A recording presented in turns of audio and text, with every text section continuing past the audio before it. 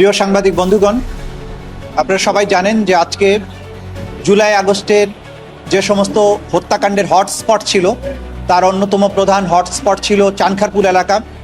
5ই August তারিখে হাসিনা পালিয়ে যাওয়ার সময়ও এই চানখারপুল এলাকায় পুলিশ নির্বিচারে গুলি চালিয়ে এই দেশের আন্দোলনকারী তরতাজা তরুণ 6 জন মানুষকে তার সেদিন খুন করেছিল, অনেককে আহত করেছিল। চানখারপুল হত্যাকাণ্ডের এই বিচার দীর্ঘদিন এই ট্রাইব্যুনালে চলেছে এবং সাক্ষ্য প্রমাণ আনতে উভয় পক্ষের যুক্তিতর্ক শেষ হয়ে আজকে এই মামলার রায়ের জন্য দিন ধার্য ছিল, কিন্তু মাননীয় বিচারকগণ তাদের প্রস্তুতির অভাবের জন্য রায়টি সম্পূর্ণভাবে প্রস্তুত না হওয়ার কারণে আজকে আদালতে উঠে তারা জানিয়েছেন যেহেতু রায়টি সম্পূর্ণভাবে প্রস্তুত হয়নি, সে কারণে আগামী 26শে জানুয়ারি এই মামলার রায় তারা প্রদান করার জন্য পুনরায় তারিখ নির্ধারণ করেছেন। আমাদের পক্ষ থেকে প্রসিকিউশন আমরা সবাই প্রস্তুত ছিলাম, কিন্তু আদালতের পক্ষে রায় প্রস্তুত করার যেই সুযোগ বা সময় তাদের এই সময় লাগতেই পারে, তাদের পক্ষে এটাকে রেডি করার জন্য যতটুকু সময় প্রয়োজন তারা সেটা নিতে পারেন, সে কারণে তারা সময়টা নিয়েছেন। ইনশাল্লাহ আগামী 26শে জানুয়ারি এই মামলার রায় ঘোষিত হবে।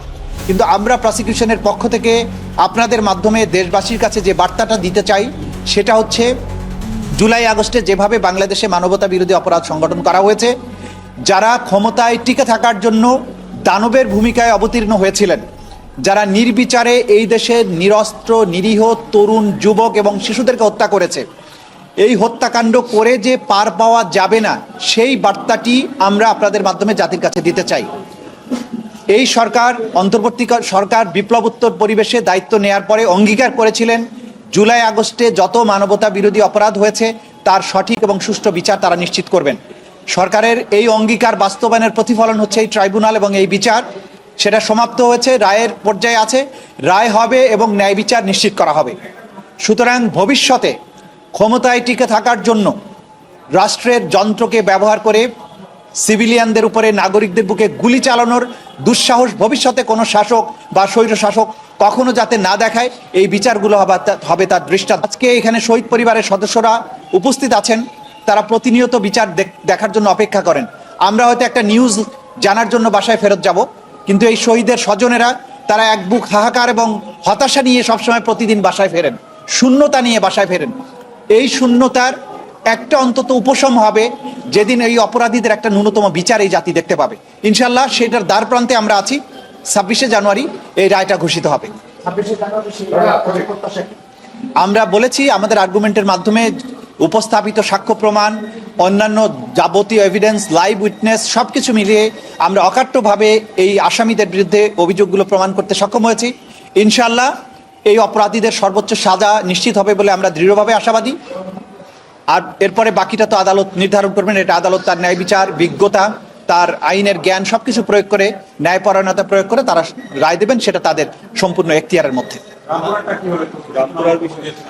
হয়েছিল 19 এবং 18ই জুলাই, এই 2 দিনের রামপুরায় বিশেষভাবে পুলিশ এবং বিজিবি মিলে, মূলত বিজিবি নেতৃত্বে এই হত্যাকাণ্ডটা সংঘটিত হয়। সেখানে 4 জন আসামির বিরুদ্ধে বিচার চলমান আছে, বিজিবির 2 জন অফিসার এবং 2 জন পুলিশ অফিসারের বিরুদ্ধে। আজকে সেই মামলার সাক্ষ্য গ্রহণ শুরু হয়েছে।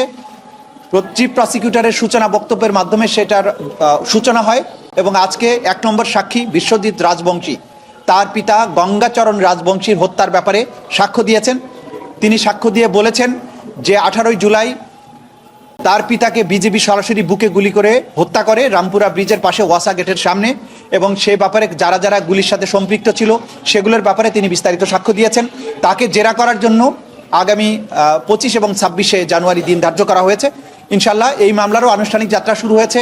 বাকি সাক্ষ্যদের উপস্থাপনের মাধ্যমে রামপুরা এলাকার যে হত্যাযজ্ঞ হয়েছিল সেই হত্যাযজ্ঞের সাথে যারা জড়িত তাদের বিচারও নিশ্চিত করা হবে ইনশাল্লাহ। এবং ক্রমান্বয়ে আমরা বলছি যে 2টো মাত্র ট্রাইব্যুনাল, একসাথে সব মামলার বিচার হওয়া সম্ভব নয় হয়তো, কিন্তু ক্রমান্বয়ে ধাপে ধাপে বাংলাদেশের যেখানেই মানবতা বিরোধী অপরাধ হয়েছে সেগুলোর বিচার নিশ্চিত করা হবে, এই বার্তা দেওয়ার জন্য যে বাংলাদেশ কালচার অফ ইম্পিউনিটিতে বিশ্বাস করে না, বাংলাদেশ অপরাধীদের ছাড় দেয় না, বাংলাদেশ কোনো অপরাধকে আনচ্যালেঞ্জড ছেড়ে দেবে না।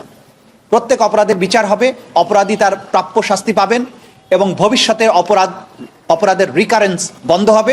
রাষ্ট্র একটি সুশৃঙ্খল রাষ্ট্র হিসাবে সামনের দিকে এগিয়ে যাবে। ধন্যবাদ।